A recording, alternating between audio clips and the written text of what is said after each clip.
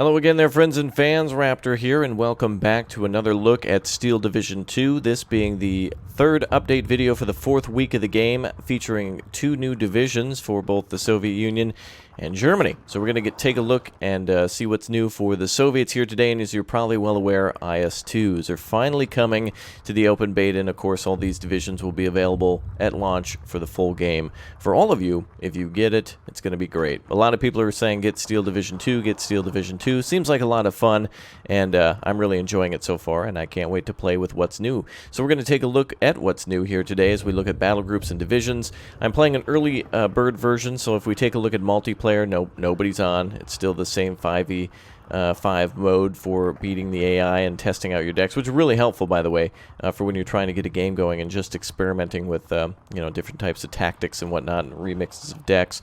We'll be seeing a couple of new maps, I believe, one or two new maps for the update for the third week, which should come out actually today when you're seeing this video, so you should be able to update it and download it now. Steel Division 2, by the way, is extremely good. A lot of people are saying they enjoy it, and the rally cry is just to get Steel Division 2 because it's going to be a lot of fun, and it's not often that we see a lot of strategy games on the Eastern Front at this type of scale. Usually it's a massive grand strategy or kind of a micro game, and this one comes in between those two. So let's take a look at what's new. The 29th Tank Corps is what's new for the Soviets, and also for the Germans, the 20th Panzer. So with those two heavy tank, or rather tank-heavy divisions, you'll be able to see both heavy tanks and some lighter tanks for the Germans. We'll take a look at the Germans next time, but for today, let's take a look at what's new for the Soviets. And we'll see a lot of returning things. You know, the Germans obviously using the same type of infantry based off of multiple different types of squads or whatnot, and different weapons. But let's take a look at the Soviets. Nothing really new in recon or anything like that. We've seen a lot of these units before, so go and check out those other videos. I'm just trying to provide information on what's new for this update, and then also just to promote the game. So if we take a look here, we've got our typical dozer and a motorized recon, as well as the, it looks like we got an Su-57 too. That's nice. An anti-tank recon. That's very interesting and very cool indeed. That'll be a very powerful early unit. 57mm should be able to do a lot of destruction to enemy convoys that are bringing in light vehicles and supply. Wow, very cool. I didn't think I'd see that. As well as Lend-Lease vehicles, finally. Our first look at a British-made Valentine. Very nice. Very, very cool. Looks like it's actually got the AP shells on there. I thought it may have been like a flamethrower tank with this extra fuel tank on the side of it, but no, it actually is just an AP armed 40mm. Very, very cool. Alright, so actually some new interesting recon vehicles that will be very helpful for advancing tanks in this deck. Alright, back to infantry again. We saw some previously, and now we're going to see some more again. Looks like a lot of the infantry is the same, probably getting the same transports, not too much difference here from what we've seen in previous decks. And if you're unaware of those, again, make sure you go back and check those. Looks like we've got Strelicky. I don't know if we had them before. Strelicky with DP. I think we had some other motorized units. I don't know if they were necessarily that one.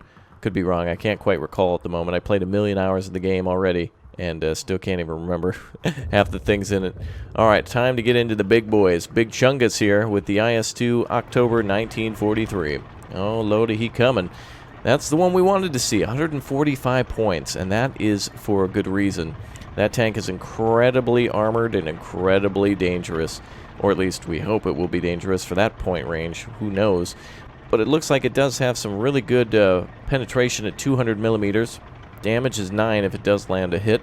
Suppression 262, blast 2700, and then of course accuracy is 30%. Not too bad. That's at maximum range, I believe. And then the range, of course, again 2000. Very good. A penetration 200mm, range 2,000 meters. Rate of fire is 4 rounds per minute. Very nice. The frontal armor on this thing is 170mm, so to compare that to a Tiger would be absolutely crazy. Now, what's interesting too is that they're removing the German armored deck that we had from before to probably do maintenance on it. So the IS-2, I think it's going to be unstoppable in this beta because I don't think there's really many tanks that can take this thing out. At least as far as I'm aware, they're taking out the Tiger, or at least that deck for now. So this thing is an absolute beast and will be almost unstoppable. The Tiger tank is 110 points, this 145 for the 122 millimeter main gun, only 8 rounds on that one, and then also the, of course, the huge frontal armor to it. This will have to work in packs because 8 rounds of AP is not very much, so you'll have to work with groups of like 2 or 3 of these in order for it to be effective. We've seen the T-34-85s before, and they return in this division as well, that you can put in your attack decks for this one. A very good attack deck, it seems, or maybe even better defense, too, with IS-2s being able to take a lot of deadly frontal hits. We also see the T-34-85 and 44 variants here. T-34 Command, 85 variant. T-34-76-42, good cannon fodder. And, of course, the Valentine tank again. This time, not recon, but a command unit.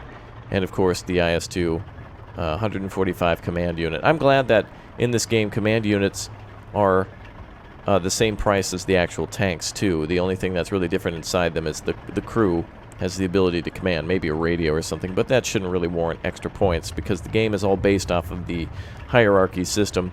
Now, here we can see that the IS-2s, you can't even really call many of those in. Yeah, you can only call in one of those in deployment phase A. At that point, you may as well just call in the veterancy one because you only get one anyway. Let's take a look and make sure that's true. Wow, that's... Oh yeah, so there's no reason to call in the non-veterancy one. If you call in the one with the 1 vet, you can get that up to veterancy 3 with the commander and the squad lead nearby. If you wait until phase C and get 0 veterancy on these boys, you get up to 6. So that's a long wait, but the pain will definitely be real, for sure. Let's take a look at support units now. Hop on over there. Looks like we've got the OMFG. I have no idea what these guys are. Oh, it's a flamethrower unit. Very nice. Oh, and good, they actually have a modeled flamethrower now, so you can actually tell that that's what it's carrying. Very good. So you got your flamethrower unit. They have the ability to throw smoke grenades, too. That'll be very effective at close range. Get really close to a town, throw smoke grenades, and then walk right through. Maxim machine gun. Looks like we have a 52P. Never seen this thing before. Looks like, is this an infantry gun? Oh, yeah, infantry gun.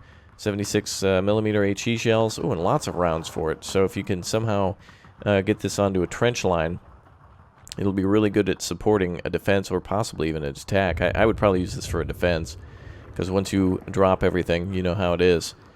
Studebaker returns. Combat. Oh, this is interesting. We actually have a commander in a BA-20V. This really looks to me like an early Batmobile or something like that. This is crazy. I don't know if Val Kilmer or Michael Keaton is in there, but man. Is that... Wow, there's armor around the wheel, too. That's awesome. Really cool. This thing, what a piece of garbage. At least it moves and can lightly defend itself. But to be honest, I think if you come up against any infantry, this thing's probably going to end up getting shredded. I mean, because honestly, it has 10 millimeters of armor, but it could probably even be attacked by grenades. But at least it's cool. It's a good vehicle to keep on the roadways to go back and forth between the front lines if you need to. Let's take a look at any sort of anti-tank. Oh, you know what? Check this out. First American unit right here. The M10. Tank destroyer with the M7 main gun. Though very bland. I'm not seeing like any sort of driver port at all or viewport or anything. No 50 cal on top either. So strictly a tank destroyer. It's not able to fire on infantry at all, as you would imagine with a tank destroyer, but really no protection whatsoever against infantry except for maybe 10 HE shells. But 44 AP shells makes it quite powerful and very good at possibly attacking enemy infantry or possibly being a defensive unit. So that's interesting. PTSD 41. No, Raptor, that's the PTRSD. Yeah, whatever. It's going to cause PTSD. It's a very good weapon against pretty much Panzer IVs or lower. So any sort of Panzer IV or lower, it's just going to devastate. This is a very good, very, very good weapon system. And the fact that we get to call out a couple of those is very good. In fact, if we get a couple of those at Phase A, you can get 4 of those. So they're very, very good at cutting off supply convoys and other things like that. 45mm returns, ZIS-2 returns, ZIS-3 and the Su-85. We've all seen these before. Nothing too much new, but of course I didn't expect to see much new here either. 37mm back for this deck. I thought or rather for the Division. I think this will be great in any deck. This thing at 37mm is very powerful. I've had a lot of great luck at shredding tanks with this, even up to Panzer IVs. And then, of course, just absolutely obliterating infantry. And with 384 HE shells, it should be able to pretty much do any damage to aircraft as needed. Very nice. Oh, 80 points, though. I think the other one was 70 points. Or maybe it was 82. Maybe it was 90. Yeah, it was between 70 and 90. Of course, all these things are subject to change, so don't go making any sort of deck based off of what we see here. We're really just looking at what's new in the game and for the divisions. Alright, we have our artillery leader unit again, our 82mm mortar, motorcycle, 120mm mortar. Always looks funny to me, that thing. And the Katyusha returns as well. We've seen that before in the previous Soviet deck, and man, look at that. Very nice. Nothing different here, but still good to see it in another deck, so that way, or rather, division. So that way we can see some more destruction. Oh, look, you can see the guy inside. I don't know if that was modeled last time. Cool. Alright, let's take a look at aircraft. There's a lot of new aircraft. So there's a lot more than just tanks to this deck. We have the Po-2, which is a very good recon aircraft. Resilience very bad, but agility is excellent, and its optics are good, and it's somewhat speedy at 175. At least it's not like, 90 or something like that. The Boston A-20G with 20mm nose-mounted cannons, and also lots of other machine guns on the sides. Somewhere. I don't even know where those are. Oh, probably on the side of the... Oh, yeah. Wow, you can actually see them under the belly. Okay. Interesting. What the hell? I think this is an American-made plane. I'm not sure. I actually don't know as much about planes as I do tanks. I don't know if this is American. It looks American, but it might not be. But it is cool to see all those cannons popping out of the bottom like that. I wonder if this plane has the ability to attack with the front nose and then pull up and then attack once more, or just fly right over, like kind of like a AC-130 and kind of just provide, except, firing from the front. Interesting. I'd like to see this in use. It says 20mm 4, and then the rest say machine guns, but it only says the 4 autocannons. And it says nose.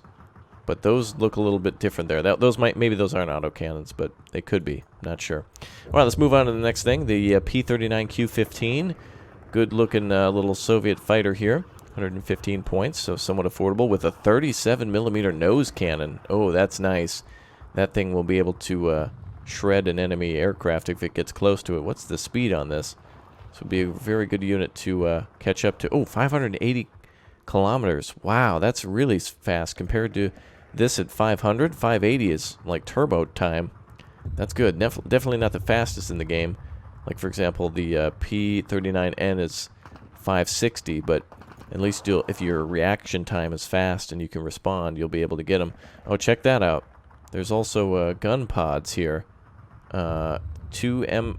Wait a minute, this says 2M2. So there's 4 Browning machine guns on this thing, according to this. So it looks like there might be 2 in the wingtips. No? It's hard to see where every gun is, but at least you see here that there's 2 Brownings in the nose. Oh, it's in the nose. Wow, how can all that be packed in there? That's crazy. So apparently there's a 37mm in the nose, and also a 2 Browning machine guns in the nose and 2 Browning machine guns in the wings. Okay. Wow. And where's the engine sit in this thing? Oh, okay. So that's why it looks like that. The engine's actually in the middle of the plane, so it makes room for the 37mm and such. You can see the exhaust ports there. Wow, that's cool. I've never really seen that plane before. First look for me. A-20. Looks like we've got, ooh, look at that. 16 HE bombs and then 4 more HE bombs. Huh. Must be, oh, there's mounted on the wings. Wow, they tried to load that up with every single bomb they could. Probably to equal the weight of what it would actually be able to carry. Looks like we got a turret man in the back. No belly gunner, though. Okay, let's take a look at the P-39N. We've got 6 rockets mounted under the wings. 37mm nose cannon. Similar to the fighter, but now just designated as a Browning, is that maybe Browning 1919 there. And then, of course, the 37mm. Yeah, so that'll be classified as a ground attack aircraft. Nice. Let's move on to the A-20C. We've got 3 500-kilogram bombs. That's very good for clearing out a village or something like that. That'll get a much bigger area of effect for the bombs, as they'll spread out a little bit more. Very nice. LA-7 fighter with 2... Is that 2 20mm? Oh, that's all that's got? Interesting. 150 points. 645 kilometers. That's the one we were looking for. That's the pursuit plane. Very nice. Very, very cool. Alright, that thing will definitely be the speediest one yet. The other one's reaching 560, so this is a great pursuit aircraft for bombers after they've hit your position. And then finally, we take a look at this with the fabulous 1000. 1,000 kilogram bomb. And it's also got that tail gunner again, or I guess the back gunner, or whatever you want to call it. Not the tail gunner, because it would be back here, but still it can fire near the tail. So to watch your 6, there's your gunner. But interesting. What's the damage on this bomb? That's going to be a blast radius of 23,000 with 2,400 suppression and a damage of 18. So just to think about that, one shot from the IS-1, or rather the IS-2, causes, what was it, 9 damage? And this will cause 18. So a tremendous amount of damage, although look at that. This thing's speeding along at 385, which I think is worse than the other ones. No, it's actually the same speed. I thought maybe the payload might slow it down. But if that was true, then I suppose the A-20C would be slow as well, with the extra bombs on board. No, not the AC. This one here. Yeah, the one with the additional bombs. Oh, actually, it is different. This is 385, and this one here is carrying 1,500 kilograms, and it has a speed of 360. Okay, that's cool. They actually take into account the payload. Huh. Alright, so anything under 1,000 or less means that it's faster. So the A-20C, armed with the Fab 500s, is actually slower. So you might be able to evade the enemy with a little bit more speed. Last look, let's take a look at defenses. All of our favorites return from the original beta. We got barbed wire, gun pits, trenches back, the machine gun bunker, and of course the wonderful ceiling lights that they haven't patched out. That'll be gone by the end. So there you go. Alright, well that was a brief first look, but we'll take a look at maps and multiplayer battle with my friend Pinto soon enough. Go back and look at other videos if you'd like to see more details on the T-34s and comparisons and things like that. Go check out those videos now on the channel. I'm going to go ahead and quit this deck and I'll make something fresh. I'll probably just play with a pre-made and then make changes to it that way. I always like doing that a little bit more. Next time we're going to take a look at the 20th Panzer. So if you want to, make sure you click or tap that like button if you'd like to see more. Subscribe if you were new here. And I'll see you next time for the next one. Goodbye, everyone. Take care, and I'll see you soon. Bye.